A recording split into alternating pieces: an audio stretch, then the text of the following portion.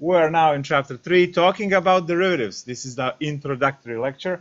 We're going to understand what the derivatives are and how to compute them in the most annoying way.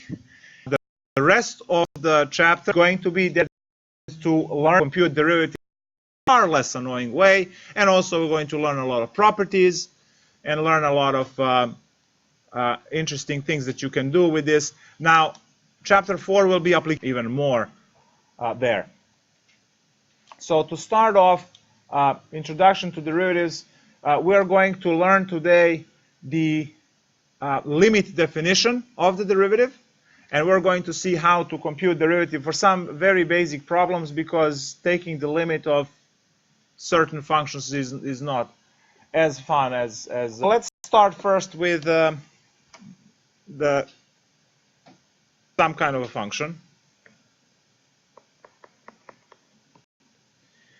And I want to pick 2 points. Let's go with A and B. And I am going to say that A will go to B. So A goes to B.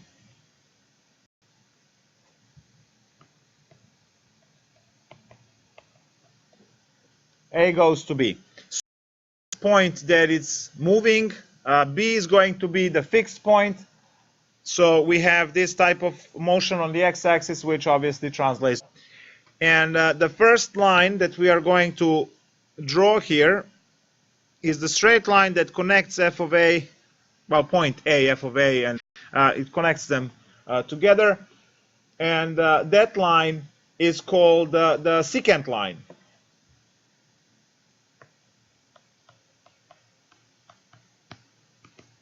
Secant, to cut, secant. And as you can see, you can clearly figure out the slope of that. And that one would be f of B minus f of A divided by B minus A, which is just a standard formula from your algebra, y2 minus y1 over x2 minus x1, written using function notation and a point A and a B. So you have a point A f of A, which is your x1, y1, and you have your B f of B, which is x2, y2. So now we'll just write the slope m secant in that way. So what I'm going to do now is I'm going to allow this point A on x-axis to move towards point B, which means that the point A f of A moves to point B f of B along the function f of x, getting the new iteration every time it gets closer and closer and closer. We are getting a new line, and we have to recompute the slope as it's moving, as it's sliding along the function. So we are getting closer and closer to point B f of B. Now, what we do here is we're going to understand that each one of these secant lines that I drew extends indefinitely in both directions. So they're going to go forever. And they are lines, and they have the slope. And every time, as you can see, the point A moves, the slope, the value of the slope changes. Now, if you observe carefully, you always have 2 points to compute the slope, but eventually this point A is going to collide with point B and become the same point. In which case, what happens? Great, you learned the section. I was looking for something else, but that's true. As soon as these 2 points collide into the same point, there is going to be a function exactly at the single point, which is going to be, in this case, B f of B. We call that in mathematics kisses the function, right? Because you have one mouth, you can just... So in mathematics, we say kisses the line. So this new line, the tangent line, right? The tangent line is going to kiss the function at B. So it's going to be just one line like this at that at that point. Now, the hard part for algebra is to compute the equation of that line, because observe what happened. You have 1 point available, right?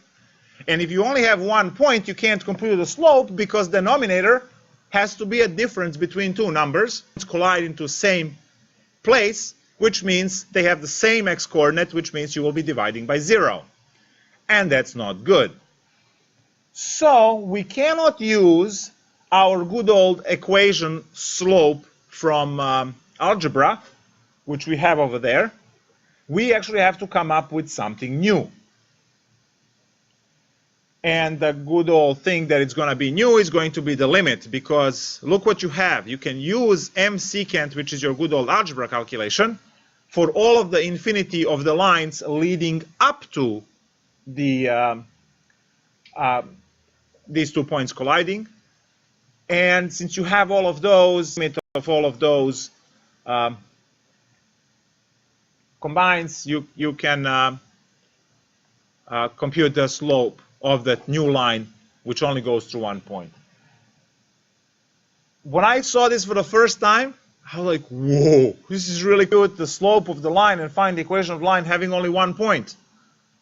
That wasn't possible before.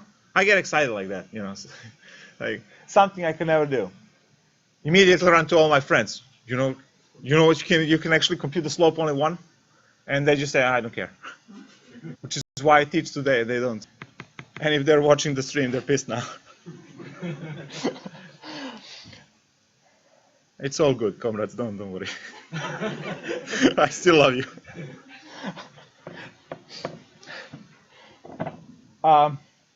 So let's think about this. So what I'm going to do now is I am going to exactly do what I said I'm going to do, to find the slope of the tangent line